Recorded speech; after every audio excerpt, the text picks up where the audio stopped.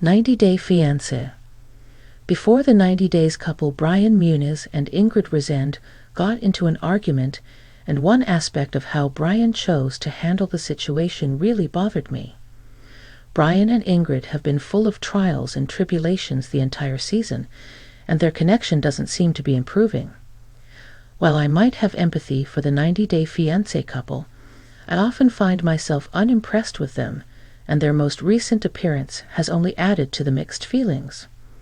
When Brian didn't have any protection, he offered Ingrid oral sex. She refused, which led to Brian confiding in his sister.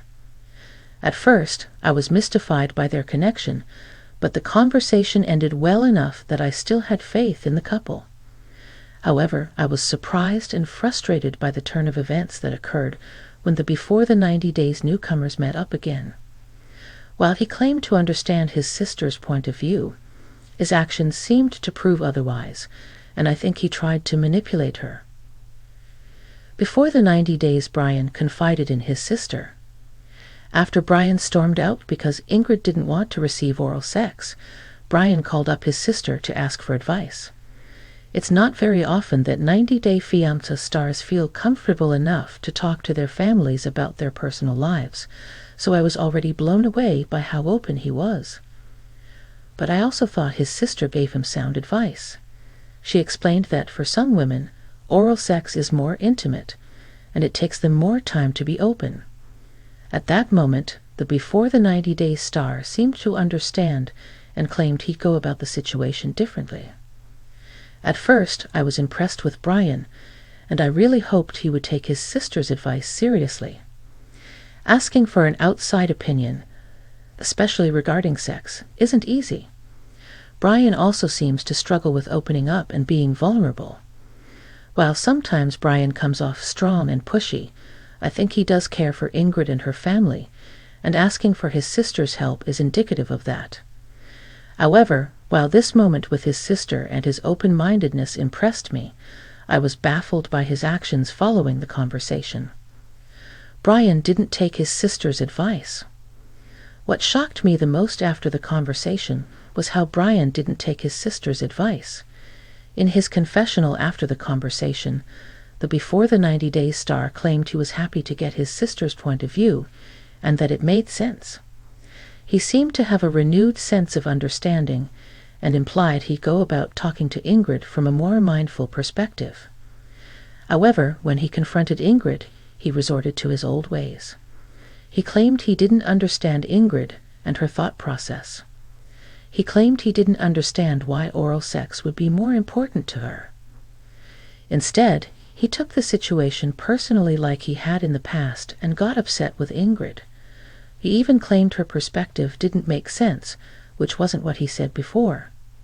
Overall, from an outside perspective, the situation seemed manipulative, and he didn't follow through on his words, which had been a pattern throughout the season.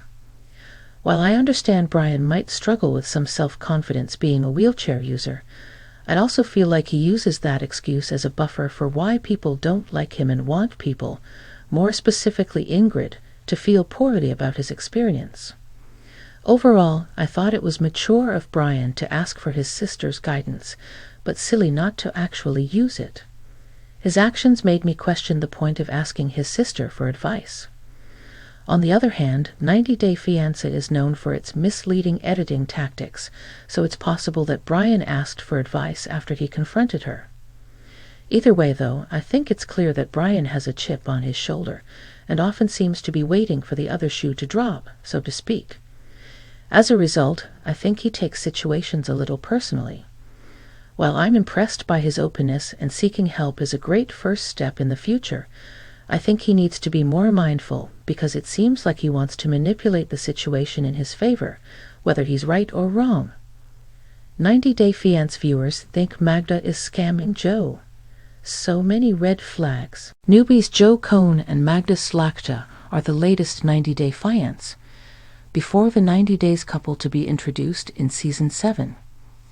It took 11 episodes into the season before viewers met Joe and Magda, and Joe wasted no time giving 90-Day Fiancé fans a taste of his personality. During his intro, the 34-year-old from West Palm Beach, Florida, introduced himself as Handsome Joe, aka Studmuffin Joe, aka Playboy Joe. But these days Joe, who admits he enjoys going to bars and dancing, spending money and meeting women, has ditched his dating apps for one woman, his Polish girlfriend, Magda. Originally from New Jersey, the Italian-American businessman inadvertently met his lady love on a video chat. With his friend driving, they passed the phone to Joe, and he and Magda briefly interacted. Joe was instantly attracted to Magda, but when he learned she was just visiting the U.S. and soon returning to Poland, he didn't think there was any chance they'd ever meet. But Joe couldn't get the beautiful volleyball player off his mind, and his DMs soon turned into the pair talking daily for hours. They became virtually inseparable, doing just about everything together on video chat, except for pooping, as Joe unabashedly admitted during an interview. Once Joe's family learned about Magda, they were leery of her intentions, especially since she quit her job as a corrections officer and made it clear that she wanted to come to America and start having baby's 90-day fiancé. Before the 90 days, viewers worry Magda is using Joe.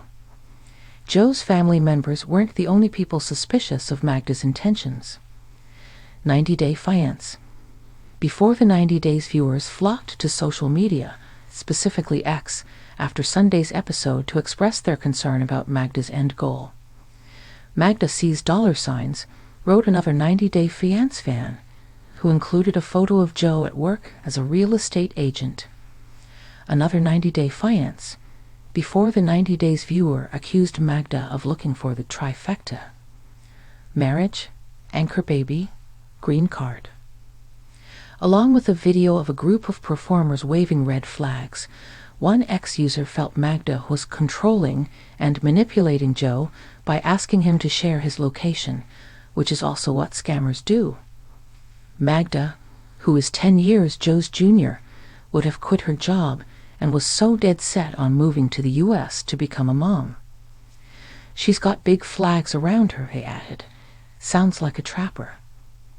Please don't forget to like, comment, share, and subscribe to my YouTube channel, Yusin24. Thank you for watching.